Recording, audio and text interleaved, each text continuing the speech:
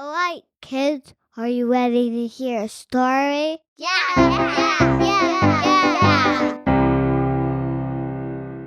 Welcome to Witch Toast and Other Tales. This story is called Hugo and Star. Once upon a time there was a wolf pup. He was small and scrawny, the runt of his litter.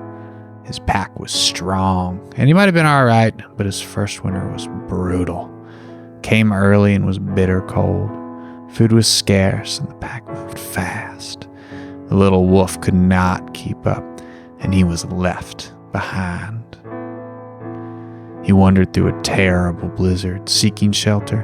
When at last the snow stopped, the full moon was high overhead, but he was weak, frozen, and starved. Then he smelled something delicious. He staggered out of a wood line and down a hill, but he hit a drift of snow on the hill. His foot slipped and he tumbled down it. He tried to get up, couldn't. Inside the little house at the bottom of the hill, there was a boy named Hugo. He was lying in his bed and had been watching the small creature. He wasn't quite sure what it was, since it emerged from the woods. After it collapsed, he waited a few minutes to see if it would get up. And when it didn't, he pulled on his boots, wrapped himself in a blanket, and snuck out of the house. He went over and saw the tiny pup. He looked so pitiful, half frozen and starved, plainly exhausted. And before he knew what he was doing, he had wrapped the wolf in his blanket, shivering as he did so, for the night was bitter cold, and carried him inside. He laid the wolf in his bed, then climbed in next to him and pulled the covers over them both. At first the tiny pup didn't move, and Hugo wondered if he was alive, but he felt a faint heartbeat. Hugo looked out the window, and in the night sky a star twinkled. He held the wolf closer and began to sing. Twinkle, twinkle, little star, how I wonder what you are. When he had finished, the wolf gave a slight stir, and then ever so gently began to lick his face. Hugo turned away, but he had a smile on his face. He said, I know, I would call you Star. For the rest of winter, for spring, and for summer, Hugo and Star were inseparable. When Hugo collected firewood from the forest, Star went with him, and when he got water from the well, and especially when he butchered a chicken for dinner. As the months went by, Star got bigger and stronger. The people of the village began to wonder if he could be trusted, and other children were afraid of him. But Star never ate their chickens or bit any children or did anything else to validate their fears, and so he was tolerated, if only just. And then one night in early fall, a child disappeared. He'd gone out to get more firewood and never came back. But they found tracks in the mud, tracks that might have been made by a wolf. The grieving parents demanded the death of Star, and the townspeople began to discuss it. Hugo was terrified, so he took Star up into the woods and tried to get him to stay. He yelled at Star, he kicked at him, he threw sticks. It tore Hugo apart, but he would do anything for Star. Ultimately, though, it was no use. Star would not stay, and so they headed back to the village. As Hugo approached his house, he saw a group of villagers gathered there. Once again, he turned to plead with Star to go back to the woods, but the mob saw him and the not-so-small wolf. They rushed the wolf, and though Hugo begged them to stop, they threw sticks and spears. One glanced off Star's shoulder. He yelped and stumbled, then, with a last longing look at Hugo, dashed into the woods. Star spent that whole night in the woods, and the next day, too. He was determined to stay near the village, near Hugo, the only family he had. But he needed food, and did not dare go into the village. So on the second night, he stalked through the woods and spied a deer. He gave chase and brought the doe down. After finishing his meal, he headed back to the village outskirts. But as he got closer, he smelled something on the air. Fear, desperation, panic, grief. As he drew nearer to the town, he could hear the lamentations of women and the bellows of angry men. "Goblins! It was goblins!" he heard them shout. He ran down into the village, ran towards the house he once shared with Hugo, and saw Hugo's parents weeping outside of it. He circled around and saw the bedroom window, had been broken. He sniffed below it. Goblin. They were not common in these parts, but were known on occasion to come down from their caves in the mountains to raid settlements. They were particularly fond of wine and children. The wine they drank, the children they used as slaves to expand their tunnels, until the children got too big to work in the low and narrow passageways. The men of the town organized a search party, and Star went along. He stayed out of sight, of course, but close enough to track. The men had dogs to track the goblin scent, and for 3 days followed it across the river and through the forest to the base of the great eastern mountains. There, the trail went cold. For another 11 days they searched, but could find no further trail, no sign of goblins, and no kidnapped children. And so, with heavy hearts and bearing bad news, the men took their dogs and returned home. But Star would not give up so easily. For 7 more days he searched the mountain, climbing higher, roaming far and wide, looking for the scent of humans, of goblins, of anything that could possibly lead him to Hugo. And on the 7th night, high up on the mountain, he caught a faint whiff of, was that right? Could it be? Yes, goblin.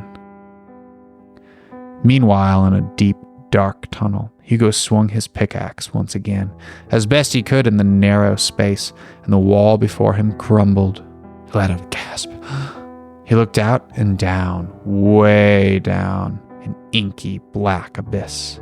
But then he looked up, and for the first time in 3 weeks, he could see high above him, between the walls of a canyon, the night sky and its glorious stars. He was overwhelmed at the sight, and also sorry, for he knew he would be going back into the cave soon, never to see the sky or know the open air again. He was tempted to throw himself down the chasm, but he looked up again, and the stars seemed to twinkle at him.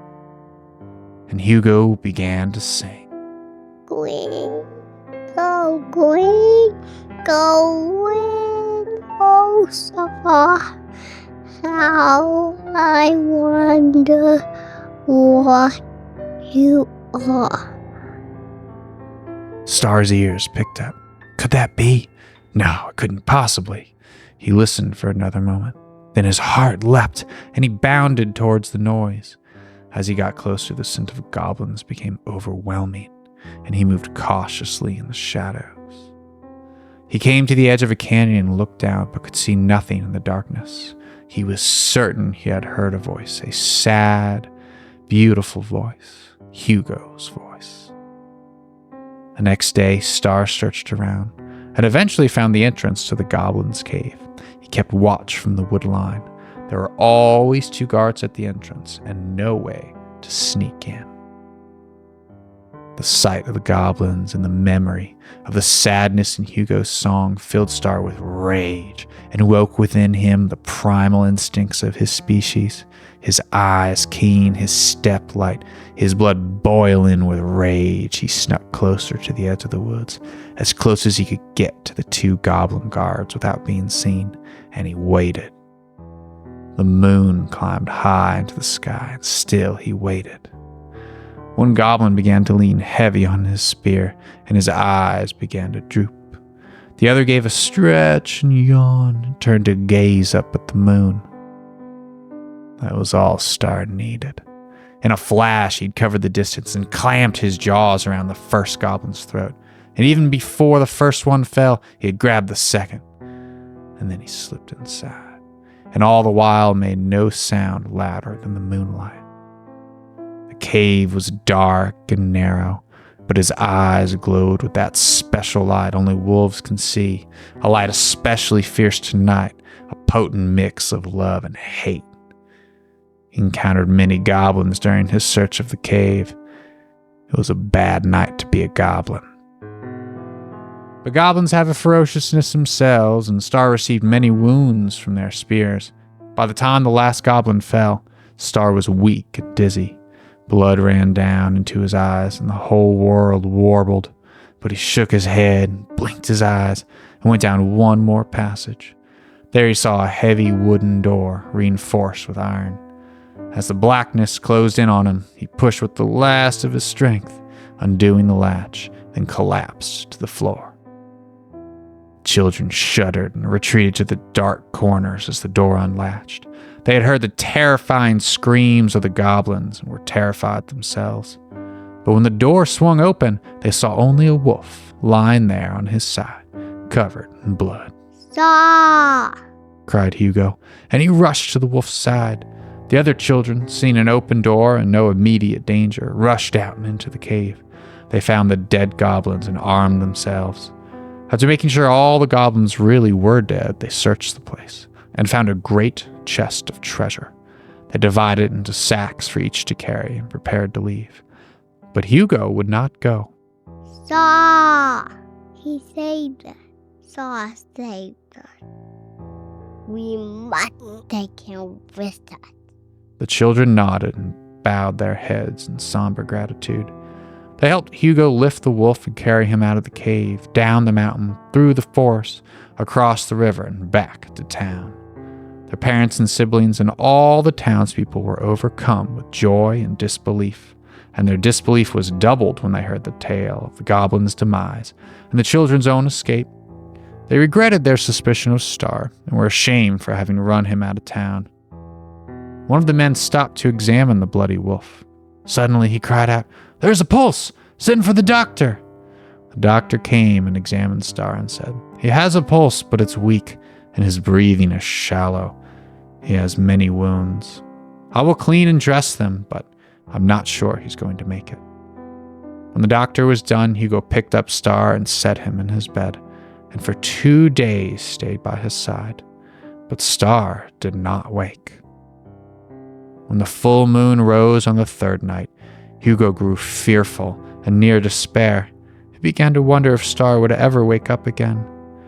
The moonlight streamed in through the window, and he held Star close, just as he had on the night they met. And then he sang, Twinkle, twinkle, little star, how I wonder what you are.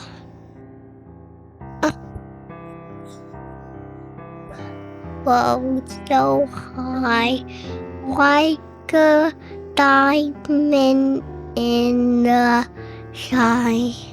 Twinkle, twinkle, little star, how I wonder what you are.